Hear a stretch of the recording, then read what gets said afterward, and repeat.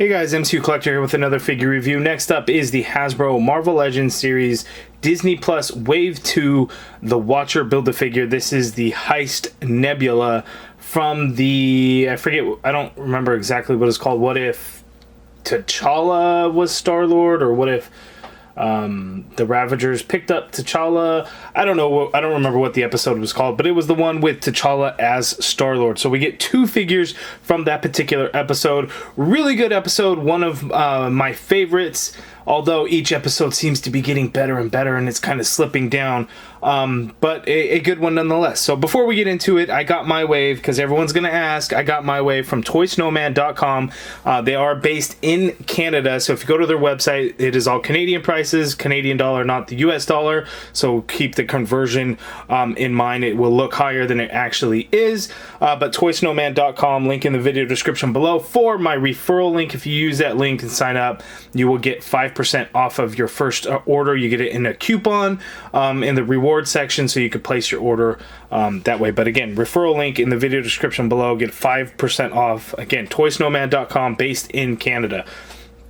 So the Nebula figure, let's be honest here, guys. This was the easiest and cheapest figure for them to make in this wave. We got a Nebula figure before. We actually had technically a second Nebula figure, but that was the Quantum Suit 2-pack, so it just had like a Nebula head.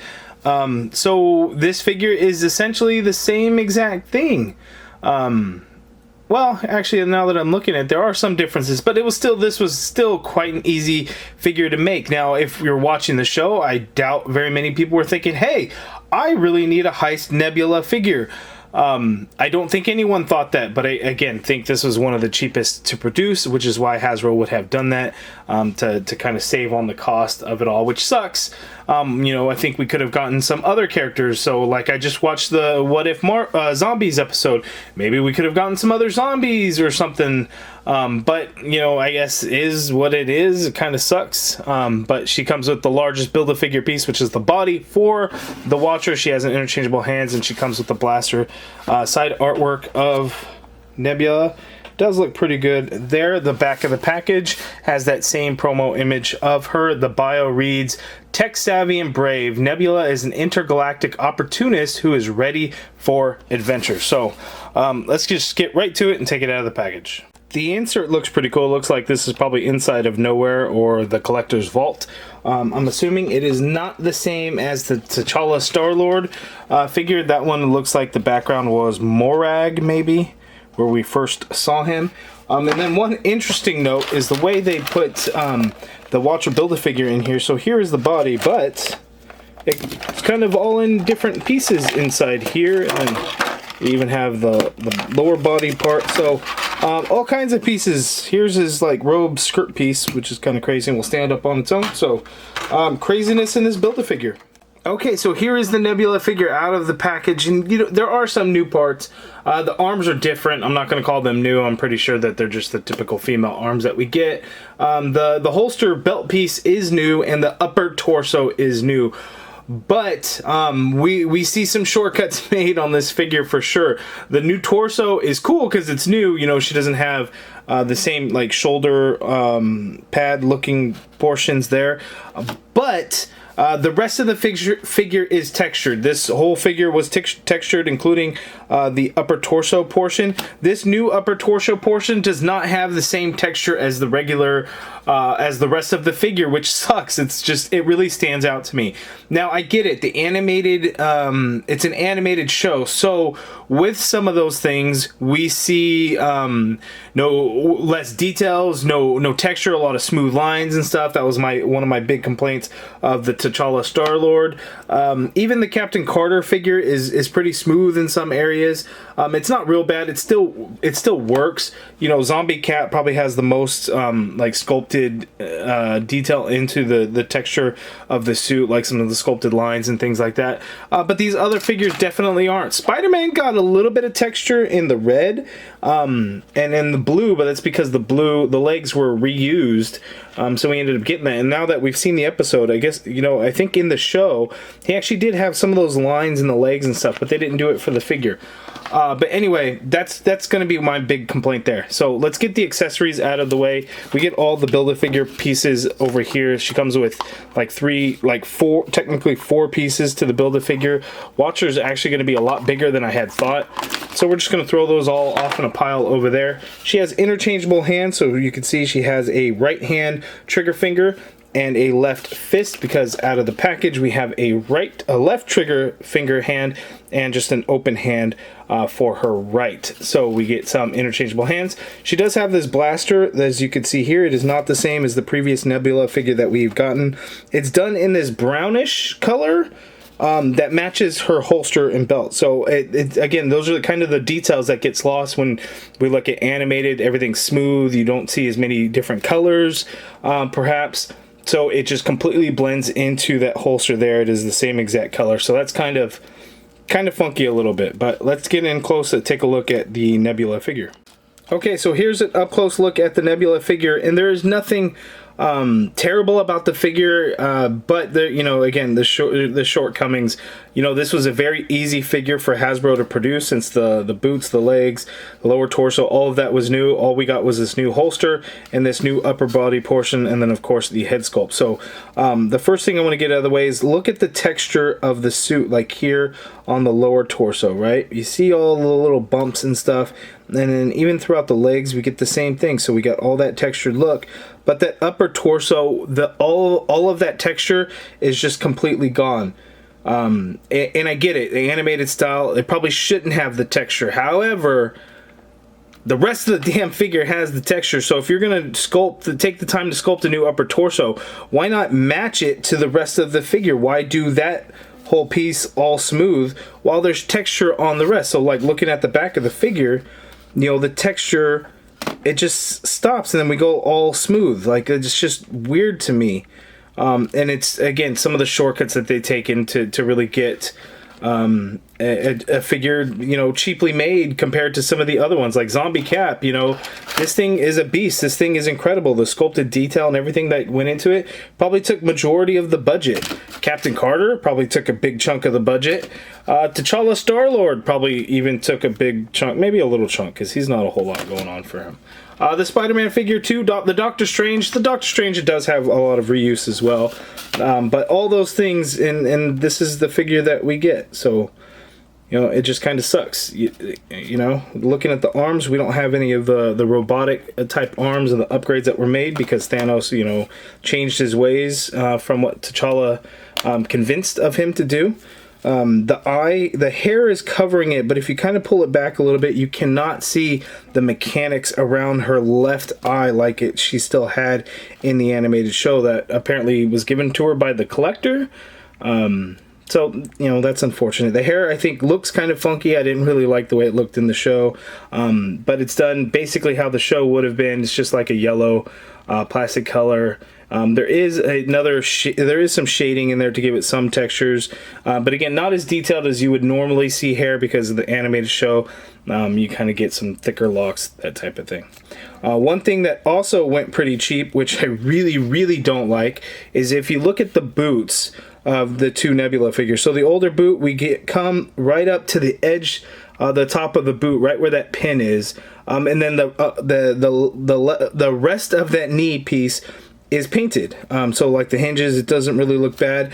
But on this figure, they painted all the way up. So that whole piece is, well, it's not even painted. This whole leg piece is the molded brown plastic, whereas the boot stops right at where my thumb is.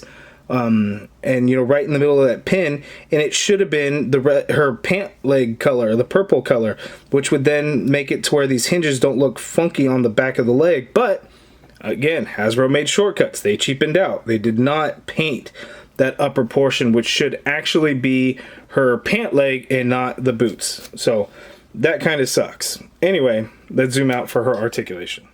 So Nebula can look down somewhat, can't really look up because the hair is really going to get in the way. You get a full rotation in there and you get some pivot. So popping that head off, we get a dumbbell joint this time around. That seems to be very popular with what Hasbro has been doing lately. So they, you know, they're kind of going away with the ball hinge, ball disc hinge, whatever they call it. Shoulders, you can get them to go out this much. You get a full rotation, of course. Single jointed elbow with a swivel at the elbow, and about 90-degree bend there. Wrists swivel, and then the trigger finger hands do have a vertical hinge, so that is pretty good that we got that. So at least they got that right. Upper torso, we can get some pivot, so she can pivot to her left that much. She can pivot to her right that much. Going back isn't really a whole lot. Coming forward really isn't a whole lot. We do actually have a waist swivel in there, so you could do that at the waist and as well as the diaphragm joint. Legs go out that far apart, but as you can see, this belt piece is really just going to slide on up because her leg hits that. She can kick forward that much, which is pretty good. She can go back actually quite a bit. You have an upper thigh cut in there. You get a double jointed knee like so. No boot swivel or calf swivel. We get foot hinges down all the way, hinge up a little bit, ankle pivot, and peg holes at the bottom of the feet. And these boots always drove me nuts because it just looks like there's this huge disc right at where her ankles are. So not terrible articulation, but not great either. It's kind of what we would see with most female figures. They are working towards changing some of that with like Captain Carter having double jointed elbows, that type of thing.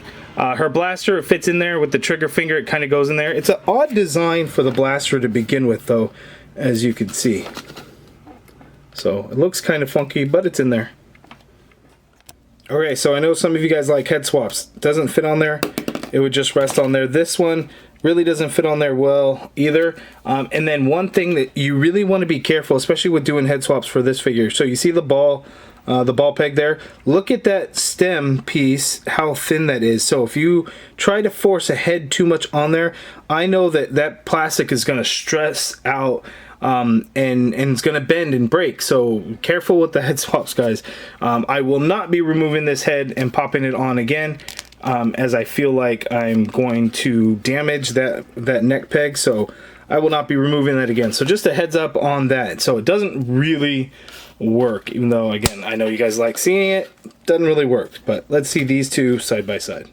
Okay, so here are two Nebula figures side by side. I like the more clean look for a Nebula figure, whereas this one really kind of had a lot of dirtiness and kind of battle damage-esque look to it, right? A lot of black paint throughout the legs, the hip, and that upper torso.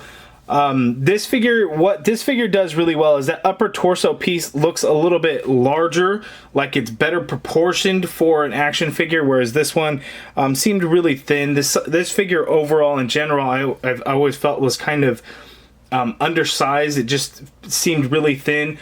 This one, it just seems a little bit bigger, you know, bigger arms as well. And I think actually ends up looking a little bit better from that standpoint. There's so much more detail and everything on that one. Obviously, that one's going to be a better figure for me overall. I would have loved to have seen a Ravager outfit Nebula from Guardians of the Galaxy Volume 2, you know, with the reddish brown suit. I think that would have been really cool. It's unfortunate we'll probably never get that version of Nebula. Actually, Volume 2? Volume 1? No, Volume 2, right? Yeah, in Volume 2. I think the movie started her off wearing... I'd have to go back. Now I think I'm just confusing myself. Anyway, with the two Nebula figures, there they are side by side. Overall, I think this one proportions better, but this one looks better.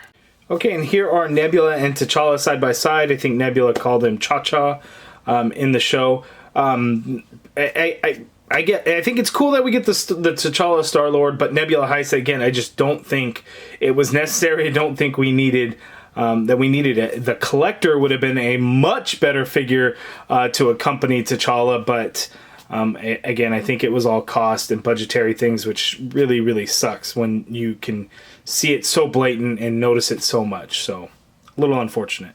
Okay, and here are all the What If figures that we have so far. Always knew that the Heist Nebula figure was going to be at the bottom of my list. and going over the figure, that has not changed. It is still the worst figure in the wave, in my opinion. But these are all the What If figures that we've gotten, aside from the Watcher Build-A-Figure, which I have all the pieces to. He would be the last one for What If, as the next figure will be the Sylvie figure from the Loki series, which was live action. So the What If figures looking pretty good all together, and then the Watcher will be pretty awesome as he towers above the rest there in the background. But pretty nice. You guys let me know what you think. Okay, and final thoughts up close on Nebula. The right hand doesn't even have the vertical hinge like her left hand trigger finger did, which kind of sucks. This one has the standard horizontal hinge, so you would do stuff like that with it. So this figure is just all around disappointing, from character's choice to some of the execution, because again, you know, the lack of texture on her upper torso, and just the plainness of the figure. Not a whole lot going on. So many other characters from the What If series were done so awesome that I can't help but want them in action figure form, and we got HEIST Nebula. I'm sure I'm not alone in this. You guys let me know down in the comments below. I usually try to stay upbeat and positive, but sometimes there's figures that just aren't that good and just don't do it for me. This is one of them, but you guys let me know down in the comments below your thoughts. If you guys like this video, please do me a favor. Hit that thumbs up button. Subscribe if you haven't already done so. Make sure to check out toysnomad.com. Referral link in the video description below to save 5%. Yeah, thanks guys for watching.